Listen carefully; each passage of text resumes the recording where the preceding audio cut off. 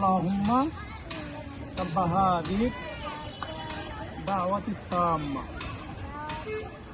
এটাও শিখতে পারবা, ঠিক আছে? আজানের পর এরপরে